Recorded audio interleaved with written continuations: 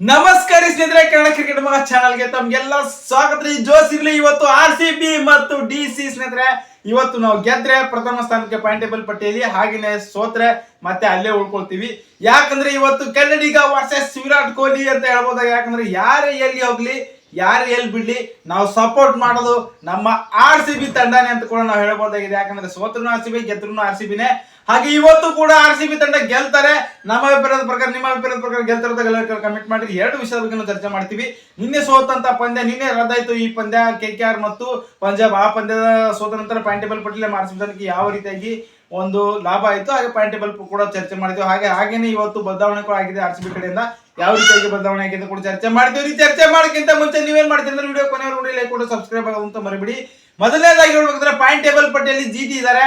GT ಕೂಡ 12 point ಸ್ನೇಹಿತರೆ, 12 point. ಅವರು 12 ಪಾಯಿಂಟ್, ನಮ್ಮ RCB ಕೂಡ 12 ಪಾಯಿಂಟ್. ಮೂರನೇ ಸ್ಥಾನಕ್ಕೆ DC ಕೂಡ ಎರಡನೇ ಸ್ಥಾನದಲ್ಲಿ 12 ಪಾಯಿಂಟ್ ಇದ್ದಾರೆ. ಈ ರೀತಿಯಾಗಿ ಮೂರು ತಂಡಗಳು 12 ಪಾಯಿಂಟ್ ಇದಾವೆ. ಹಾಗೆ 11 ಪಾಯಿಂಟ್ ಇರೋ ತಂಡ ಪಂಜಾಬ್ ಇದೆ.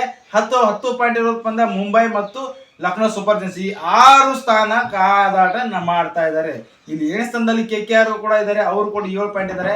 ಹಾಗೆ SRH, RR, ಇಲ್ಲಿ ಕೆಳಗಡೆ CSK 4 ಪಾಯಿಂಟ್ ಇದಾವೆ. ಈ ರೀತಿಯಾಗಿ ನಮ್ಮ RCB ತಂಡ ಪಾಯಿಂಟ್ ಟೇಬಲ್ ಪಟ್ಟಿಯಲ್ಲಿ 3ನೇ ಸ್ಥಾನದಲ್ಲಿ ಇದ್ದಾರೆ. ಮಳೆಯಿಂದ ರದ್ದಾಗಿದ್ದು ಪಂದ್ಯ ಯಾರಿಗೆ ಲಾಭ ಆಯ್ತು? RCB ಗೆ ದೊಡ್ಡ ಲಾಭನೇ ಆಯ್ತು ಅಂತ ಕೂಡ ಹೇಳ್ಬೋದು. ಯಾಕಂದ್ರೆ ಇನ್ನೊಂದು ತಂಡ ನಮಗೆ ಫೈಟ್ ಮಾಡ್ತಾ ಇರೋ ತಂಡ ಕೆಳಗಡೆ ಬಂದಿದ್ದಾರೆ 11 ಪಾಯಿಂಟ್. ಅವರು ಕೂಡ ಸಮಬಲ ಸಾಧಿಸ್ಕೊಂಡಿದ್ದಾಯ್ತು, ಆದ್ರೆ ಒಂದು ದೊಡ್ಡ ಸಂಕಷ್ಟ ಆಯ್ತು ಇವತ್ತು.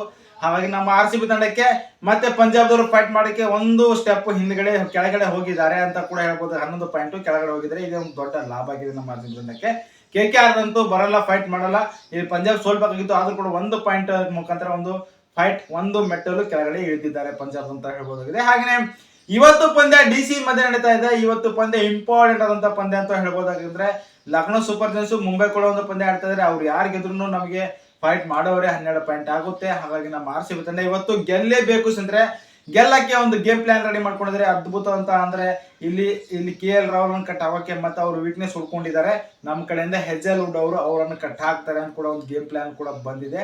ವೀಕ್ನೆಸ್ ತಗೊಂಡು ನೋಡಿದೀವಿ. KL ರಾಹುಲ್ ಮತ್ತು ಕರುಣ್ ನಾಯರ್, ಹಾಗೇನೆ ಇಲ್ಲಿ ಅಕ್ಷರ್ ಪಟೇಲ್ ಅವರು ಸಖತ್ತಾಗಿ ಆಡ್ತಾ ಇದ್ದಾರೆ. ಇವತ್ತು ಮೇನ್ ಆದಂತ ಕಾರಣ ಡೂಪ್ಲೆಸಿಸ್ ಅವರು ಒಳಗಡೆ ಬರ್ತಾ ಇದ್ದಾರೆ. ಇದು ನಮ್ಮ RCB ತಂಡಕ್ಕೆ ದೊಡ್ಡ ಹೊಡೆತಾನೆ ಅಂತ ಹೇಳ್ಬೋದು. ಯಾಕಂದ್ರೆ ಡೇಂಜರ್ ಬ್ಯಾಟ್ಸ್ಮನ್ ಇವರಿಗೆ ಕಟ್ ಆಗಬೇಕಂದ್ರೆ ನಮ್ಮ RCB ಯಾವ ರೀತಿಯಾಗಿ ಆಡ್ತಾರೆ ಅಂತ ವೀಕ್ನೆಸ್ ಎಲ್ಲಾನು ಗೊತ್ತಿದೆ. ಅವ್ರು ಪ್ರಾಕ್ಟೀಸ್ ಕ್ಯಾಂಪಲ್ಲಿ RCB ಜೊತೆಗೆ ಒಂದು ಪ್ರಾಕ್ಟೀಸ್ ಮಾಡಿದ್ರೆ, ಹಾಗಾಗಿ ಇವ್ರು ಕೂಡ ಬರ್ತಾ ಇದ್ದಾರೆ ನಮ್ಮ RCB ಇಲ್ಲಿ ಡೆಲ್ಲಿ ತಂಡಕ್ಕೆ ಅಂತ ಕೂಡ ಹೇಳ್ಬೋದಾದ್ರೆ.